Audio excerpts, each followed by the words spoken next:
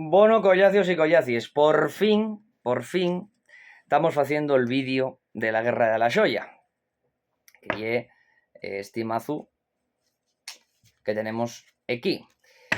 ¿Qué lle la Guerra de la Xoia? Bueno, pues la Guerra de la Xoia lle un xuego de cartes sencillo de prender, que tiene una dinámica bastante graciosa y entretenida, y que contextualmente podríamos asitiarlo pues nun evento anterior de la narrativa de Historias de Seda, que lle el xogo con narrativa que saldrá probablemente el año que viene, porque estoy todavía tornando la narrativa al castellano. Bien, pues este xogo consta de 10 cartes. 10 cartes, perdón, 10 tipos de carta. Dependiendo de cuántos jugadores seamos, pues tendremos de usar más o menos cartes. 40, 50 o 60 cartes. 4 de cada tipo, 5 de cada tipo o 6 de cada tipo. ¿Cuál é o objetivo del xogo? Bueno, o objetivo del xogo, como estamos na Guerra da Xoia, é facenos con la xoia, que é esto de aquí. Bien, pues esta xoia vamos a ganala si llegamos a 7 puntos o rebasamos 7 puntos. ¿Cómo vamos a facer esos puntos? Bueno, pues quedando en sin cartes. Cada mano que se xuegue, el primero que queda en sin cartes, gana un punto. Después veremos que hay cartes que dan más puntos extra o que quiten puntos a otro o que pese a ganar puntos también otorgamos puntos a los rivales, pero vamos a ir un poco pali que pali. Entonces, una vez que ya sabemos más o menos el objetivo del juego, que es ganar estos 7 puntos para poder quedar con la xoia y sabiendo que por regla general cada punto que ganamos va a ser producto de quedar en sin cartes, el objetivo ya es quedar en sin cartes. ¿Qué es lo que tenemos de hacer? Bueno, les cartes, vamos a poner esta por ejemplo. De ejemplo, desgraciadamente lo vais a ver a la vies, pero bueno, estos cartes tienen un numbering, a ver si lo veis, aunque esté al revés. Esta, por ejemplo, y un 6. Todas las cartas tienen un número del 1 al 10. Cada una representa una cosa. Puede ser una carta, digamos, simple, o puede ser que tenga atributos o acciones asociados. Por ejemplo, esta carta, por regla general, lo que hay de hacer cuando nos tiren cartas es o igualar o superar la carta que nos tiren, ¿no? Va haciéndose un monto en el centro, el que no pueda asistir queda con les cartes, descartarase si tienen 4 iguales, etcétera, etcétera, etcétera. Podemos tirar hasta 3 cartas iguales cada vez que lanzamos carta. Bueno, a lo que voy es que por regla general lo que tenemos de hacer, como decía, es o bien empatar o bien superar la carta que nos llancen. Saca antes si, por ejemplo, nos tiren esta, que es un 6, que es guiendar, que lo que te dice es que tienes de lanzar per baixo, o sea, per baixo de 6. Por lo tanto, podemos lanzar 1, 2, 3, 4, 5 o un 6, igualar la carta.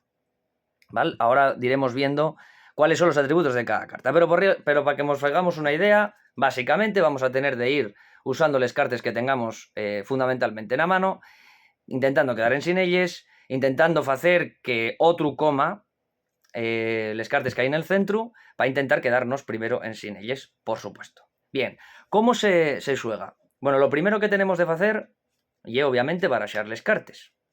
Si estamos xugando pues, de 2 a 4, agarraremos 40 cartas, 4 de cada tipo, recordáis que son 10 tipos de carta. Si son 5 jugadores, pues serán 50, 5 de cada tipo. Y si son 6, 60, 6 de cada tipo.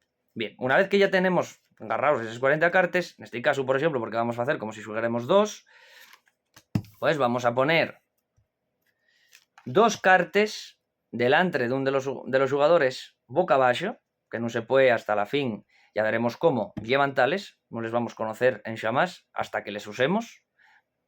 Después 2 cartas en riba de esos 2 que están per baixo, que serán 2 cartas que nada más que podremos usar si tenemos en la mano una o ninguna carta y ya no hay cartas para robar en mazo, y 2 cartas que serán las cartas que se tengan, digamos, na mano. Lo mismo faremos con otro jugador, que pondremos 2 boca abajo, 2 boca arriba y 2 cartas en la mano. Bien, una vez que esto está hecho, lo que faremos será colocar el mazo.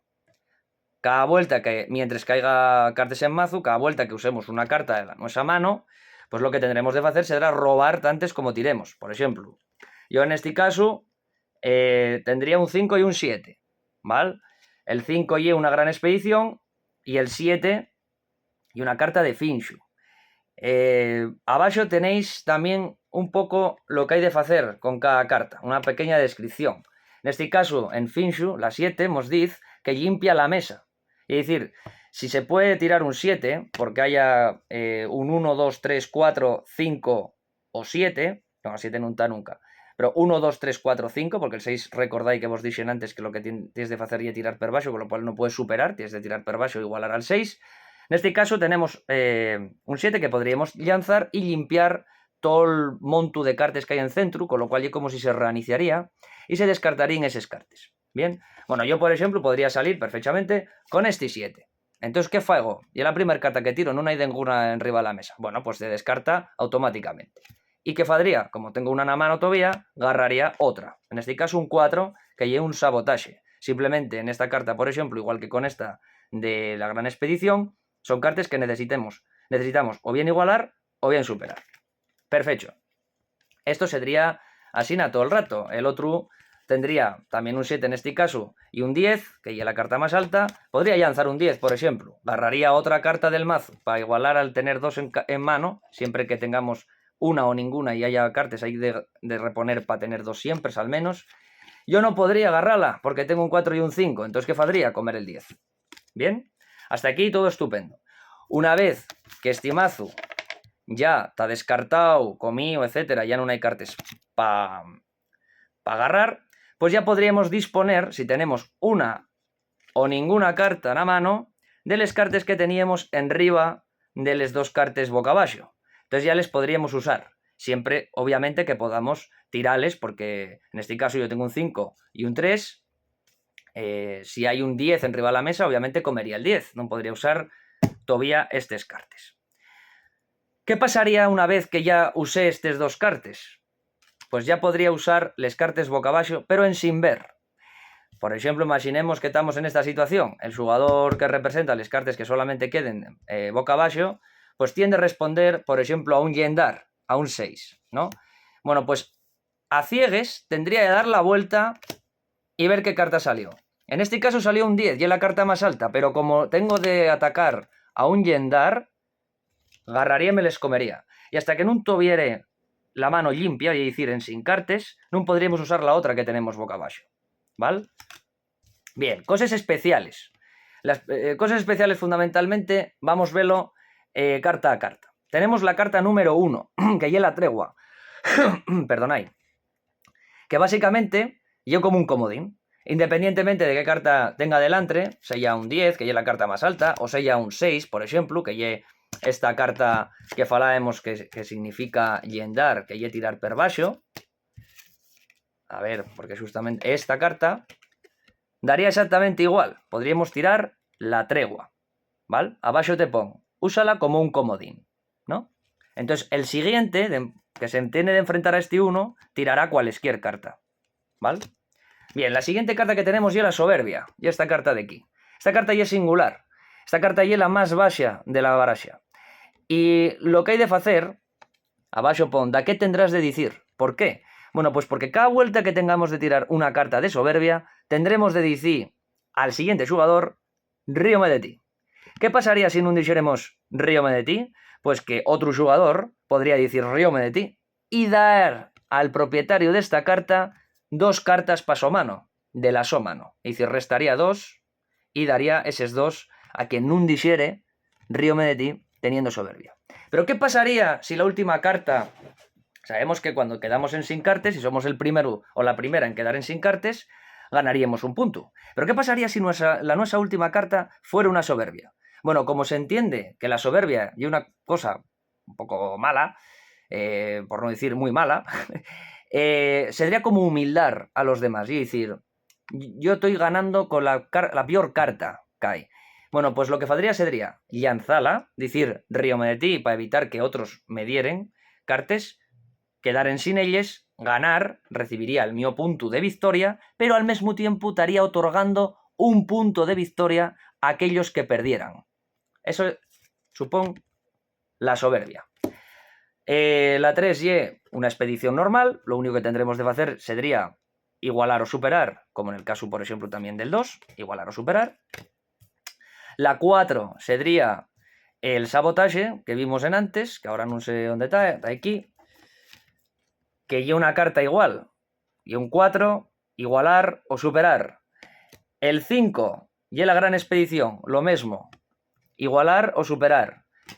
La 6, que lle el yendar, lo que decíamos, igualar o per baixo el 6. La 7, que lle el finshu, limpia la mesa. Pero ¿qué pasa si ganamos con un 7? ¿Qué pasa si la última carta que tenemos y que lanzamos, y un finshu? Bueno, pues que ganaremos tantos puntos adicionales como finshos tiremos. Es decir, que si yo gano, recibo el mío punto por ganar, pero al mismo tiempo, como finé con una carta de finshu, tengo un punto adicional, tengo un +2, ¿vale? En esa mano valdría 2 puntos. La siguiente carta y espionaje. Y una carta semellada a la figura del caballo, y decir, y una carta que nos sirve para saltar. Por ejemplo, si estamos jugando 2 jugadores y yo tiro una carta de espionaje, estaré saltando al jugador y tornará el mío turno. Tocaráme a mí otra vez. Que tiro 2 cartas de espionaje, entonces tocará ahí al otro. Si tiro 3, tocaráme a mí. ¿Vale? Si estamos jugando de ellos varios jugadores, pues lo que haremos el salto sabiendo que solamente podemos tirar 3 cartas, porque cuando tengamos 4 cartas iguales tenemos que descartarles 4. Bien, ¿qué pasa si yo termino con caballos? O, bueno, con esta figura del caballo, ¿no? Que salta, con este espionaje. Bueno, pues lo que faré será, además de ganar, porque queden sin cartas, restaré al resto de jugadores tantos puntos como espionajes tire. Que tiré 3 porque tenía 3 y finé con los 3. Pues entonces quitaré 3 puntos a cada jugador o a cada jugadora. Que lle una, bueno, pues quitaré nada más con un punto. Siguiente carta. La siguiente carta, que lle la 9, y el poder militar, representa al ejército. Y una carta alta que igual, o bien se empata, o bien se tira otro 9, otro poder militar, o bien se supera con un 10, o bueno, siempre tendremos la tregua, el 1, para poder reiniciar un poco ese aspecto. Y finalmente tendremos la diplomacia, que es la carta más enorme, más grande y más poderosa en cuestión, digamos, de altitud. Porque claro, una diplomacia no es efectiva si tengo de responder a un yendar. Así que básicamente este es el juego. No tiene mayor ciencia que este. Y un juego que cada partida va a ser distinta. Hay de tener en cuenta que el rollo sí, de no ver 2 cartas que tengamos todos boca abajo, amplía la... Además de cuando estamos quitando cartas, por ejemplo con un finshu, lo que estamos consiguiendo con eso y también generar alteraciones de las posibilidades de las cartas. A lo mejor descártense todos los 10, por ejemplo, y resulta que la carta más alta conviértese en un 9. Pero ¿qué pasaría si tuviéramos quitando cartas? Que a la fin la carta más alta sería o bien un 5 o bien un 6, pero el 6 lo que fai es tirar per baixo, con lo cual seguiría siendo la carta más alta un 5. Así que nada, espero que lo entendierais bien, intenté hacerlo lo más rápido posible y esperemos también, o esperamos, que deáis ahí al enlace, que colaboréis o fitéis la campaña de Berkami para poderlo tirar ahí a tope y jugarlo en asturiano o en castellán, como vos dea por la gana. Porque, como veis, están las propias cartas bilingües, así como las instrucciones. Así que nada, disfrutáis y vémonos quizá en otro vídeo. Un abrazo.